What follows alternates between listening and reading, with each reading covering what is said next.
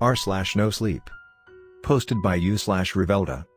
If I fall asleep again, I'm going to die. There's nothing I can do.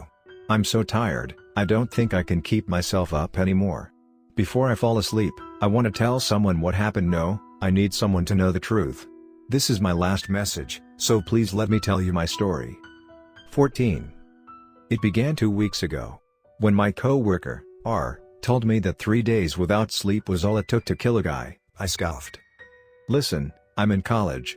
I stay up practically every night throughout the week. No way someone could die from just 3 days pulling all-nighters. I'm telling you, man. There's been plenty of research, look it up. 3 days and you lose your mind. I challenged R to a bet. Whoever breaks their sleepless streak first has to take the early shifts for a month with our least favorite team member, G. When G spoke, it was always in paragraphs, mainly consisting of the words I, me, and myself. Combine that with morning coffee and a voice like television static and you could guarantee a headache during the 5:45 to 11 a.m. slot. 11. The first few nights were easy. Truly, just 3 days was laughable to me. Sure, I was tired and my eyes felt dry and overused as hell, but more in the daytime than at night. R and I called throughout the night to prove our sleeplessness, and I used my newfound time to finish coursework. I found I had plenty of time after to endlessly scroll on social media or play games, and time sped by me. When driving to work, the daylight forced me to wear sunglasses because of how sensitive my eyes were to the brightness. Along with that, when I blinked it took me a few seconds to lose the blurriness and focus. However, it was all manageable, and when the third day passed I gloated cheerfully at R. See? Told you so. No crazy here. He grimaced. I don't know, I can't focus on anything, really. And I keep feeling really uncomfortable, like I'm being watched all the time. Even my clothes feel like they're suffocating me right now. I shrugged. Well, the quote being watched over unquote is probably from G, who's glaring at us for spending 5 seconds too long on break. Motherfucker thinks he's a manager or something. R looked pretty tired, and kept yawning throughout the day. I reminded him he could quit whenever, with a grin. To be honest, I felt pretty out of it too, but the idea that I could rub this in R's face made me giddy. Looking back, perhaps it was the deprivation making my already asshole self even more manic. I chuckled to myself out loud more than I'd like to admit, even when R wasn't talking to me. 9. 5 days in, I lost R. During our late-night call, my scrolling trance was broken by a violent crunch coming from his side. It was a terrible, hair-raising noise, like watermelon being crushed under a truck. I felt the color drain from my face. R. You good? I called out. No answer. I freaked the fuck out, and called out his name louder and louder till I was screaming. I was shaking from dread, but I managed to hang up and call the police. By the time I drove over, he was gone. They didn't bother to put his body in the ambulance, and softly informed me he was dead on arrival. What the hell happened? A break-in? I sputtered. The police officer shook her head and looked down. She stated what would soon become their official statement. He quietly passed away in his sleep. They asked me a couple questions. I didn't know his family or other friends. I was his coworker at XXXXX. I showed them my location tracker app, which showed me at home at the time of the incident, as well as the drive over. I told him he stopped responding on call, and I was worried because I knew he lived alone. They told me they would contact me if need be, possibly after an autopsy and forensics. They also provided me with contact information for support resources. I don't even know how I managed to drive home. I sat on the curb of my driveway for a few hours, silently. Mosquitoes came to feast, but I didn't feel a thing. I remember wishing the curb would just slide me away, down the gutter, into the sewers, until I was washed away into nothing.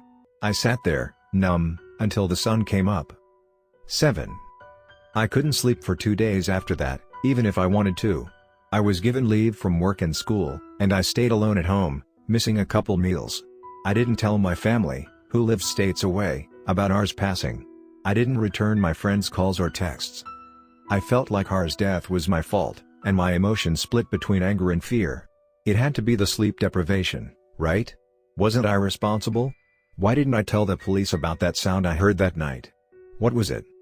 I could barely close my eyes, with these thoughts pounding in my head as though threatening to burst through. As irrational thoughts circled in my mind, I spiraled into despair, curling into a ball on the floor. Blinds closed, I couldn't tell day from night. My body and mind wanted me to rot away, and I listened. Lying there on the cool wood floor, some tears lubricated my aching eyes and I let sleep take over me. 6. I woke up with a jolt to many strange sensations, all at once. Damp moss under my hands, the sounds of wildlife, and the petrichor from rotting bark filled my senses. The rain was light enough it felt more like a fog misting my face. My eyes adjusted to the sparkling night sky and I found myself in a forest that I was a stranger to. Before I had time to think, a thunderous thump reverberated through the ground. It was heavy enough for some branches to fall from the trees. Then, another one. Closer. I scrambled to pull myself up, and was nearly flung back to the ground by another thud. Closer. I gasped, and ran to the side, hoping to get out of the way of whatever that thing was. I hugged the trunk of a tree, stabilizing myself as I tried to discern the direction of the monstrous movements. Suddenly, they stopped. I held my breath, as though that would keep me safe. Gripping the tree for life, I desperately tried to make out anything in the sky above. Only then did it dawn on me that I couldn't see the stars anymore. Before I had time to react, the trees surrounding me crushed into my body. I screamed, and felt myself lifting up into the air, in a fistful of terrain grabbed by the monstrous being. My legs were caught between two tree trunks, and I felt them crunch along with the branches. It hadn't nabbed me quite in the center of its grip, so my arms and torso were dangling to the side in the air as it pulled me up. Desperate to wiggle myself free, I yelled in pain as I pulled and dragged the rest of my body away from my mangled legs, and I finally began to tilt and fall back towards the ground. I began gaining speed as I dropped, hurtling towards the ground below me when 5. I woke up in a cold sweat on my floor. What the fuck was that? It felt so fucking real. I could still remember my legs stretching and tearing off as I pulled myself away from that thing. I wiped the sweat off my forehead and got up. Well, I tried to get up. To my horror, my legs didn't respond. They looked fine, but as I massaged them with my hands, I couldn't feel a thing. As my mind desperately commanded them to move, they didn't even twitch. It felt like I was trying to move rocks with my mind, and fear filled me as I began to think I'd forgotten the magic command my brain would usually say to move my legs. I prayed it was sleep paralysis, but the hands on the clock kept moving while my legs did not. It took me a bit to get over my panic, but eventually I dragged myself over to my kitchen, my growling stomach still sending signals to my brain. For once, I was glad my on-campus housing was a small, one-floor place. I drank some bottled water from the pack I left under the kitchen island, and hoisted myself up slowly, using the chairs. For once, I was also glad that the chairs were bolted down. I ate some bananas from the fruit bowl. Once seated, I moved my legs to a visually comfortable position. Seeing them twist and catch on each other as the tops of my feet dragged across the floor had frightened me, one who had lived so long expecting them to carry me forward forever. I had my phone in my pocket, and pulled it out. How long was I out? I was shocked to see I had been sleeping for a whole day. I contemplated calling the police for help, but I was afraid because I wasn't completely honest about what happened to R. Unreasonable, I know, but my heart wouldn't stop pounding when I tried to dial those 3 numbers. I decided to call my family. I told them I was struggling here and that I had gotten a leg injury that made it difficult to move.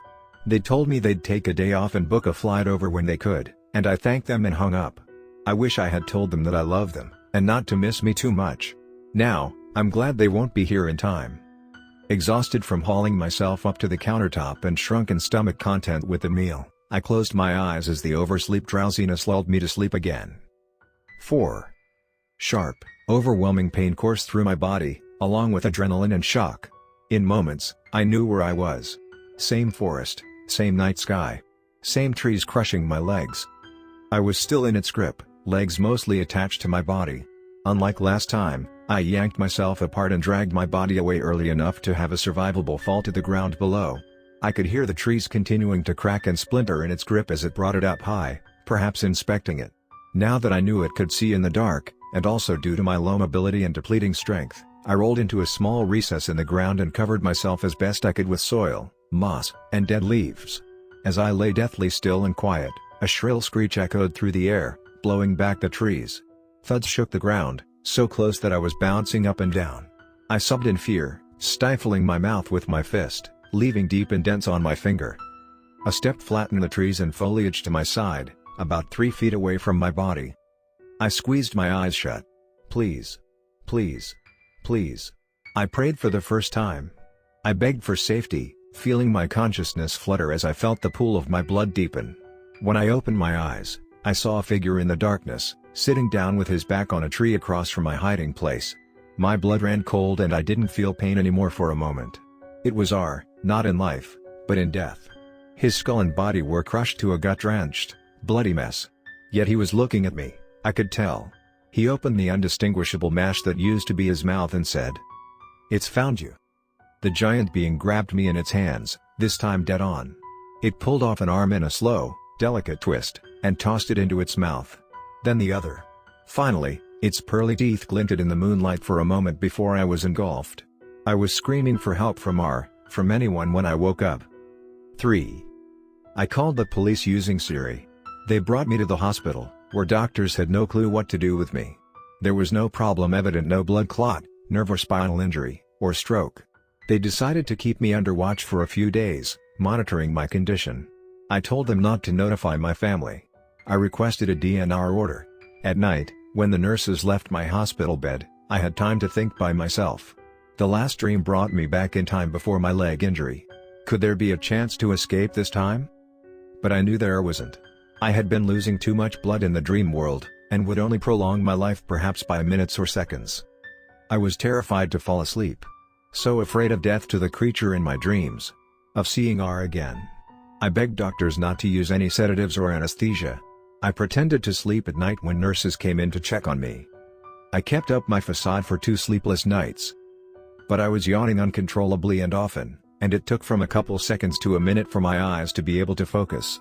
My dark circles became evident, and the nurses looked ever more concerned for my health. However, soon enough the doctors lost interest in determining a diagnosis as new patients flooded in. By the 3rd day, only one nurse looked after me. In the evening, I talked with the nurse after dinner. I learned that she goes to my college, and she was here for her clinicals as a part of the nursing program. I cried, telling her I never thought I'd miss school. So many things I'd taken for granted. She looked at me sadly, and asked, "What about sleeping? Don't you miss that?" I shook my head. "I can't. I get nightmares." She reassured me, "Hey, this time will be different, I promise." The hair stood on the back of my neck as fear crept into my mind. "What do you mean?" "I gave you a little melatonin. It'll knock you right into deep sleep and help you relax, don't worry." She smiled. My face went white but I held on to a shaky smile. "Hey, thanks. Before you head out, would you mind grabbing my phone for me?" So here I am. I can feel the sleep coming. I'm using speech to text, but I hope you all have been able to understand me. I just needed a place to put my story. I don't know who else will believe it. To my family, I'm sorry for not telling you everything. I love you, Mom and Dad. R. I'm so sorry for dragging you into my stupid bet. I should have listened. It's all my fault. I'll see you.